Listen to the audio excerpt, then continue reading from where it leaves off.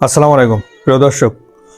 গতকাল 6 ফেব্রুয়ারি সরকারি কর্মচারীদের তাদের দীর্ঘদিনের চাওয়া বা দাবি, যৌক্তিক দাবি, ন্যায্য অধিকার, এই দাবিতে তারা শহীদ মিনারে প্রথম সমাবেশ করে।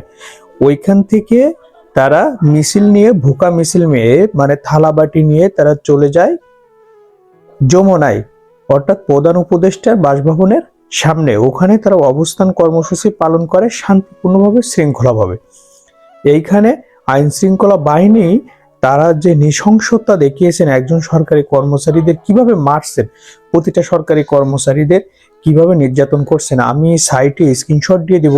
আমি সঙ্গত কারণে ওই ভিডিওটা দিতে পারছি না, কিন্তু কপিরাইটের কারণে। কিন্তু আপনারা চাইলে ওই লিঙ্ক থেকে বা ওই পেজ থেকে আপনারা এটা দেখে নিতে পারবেন। আমি জাস্ট এখানে দিয়ে দেব যে কিভাবে তাদেরকে পুলিশ ধরছে। 2-3 জন পুলিশ মিলে, 3-4 জন পুলিশ মিলে একজনকে বেধড়ক পেটানো, এভাবে প্রতিটা কর্মচারীদের উপর এভাবে নৃশংসতা চালানো হয়েছে। এই নৃশংসতার শেষ কোথায়?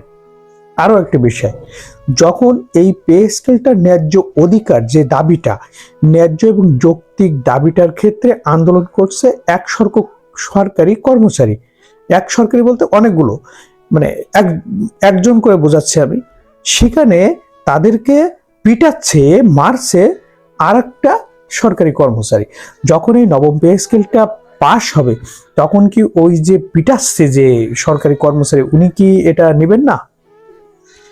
যদি উনি নেন, তাহলে উনি কি নিজের বিবেকের কাছে, নিজের আত্মার কাছে, নিজের যে কলব আছে, এই জায়গায় কি উনি প্রশ্ন রাখতে পারবেন? এই টাকা দিয়ে কি উনি ওনার বউ বাচ্চা ফ্যামিলিকে খাওয়াবেন বাড়তি টাকা দিয়ে?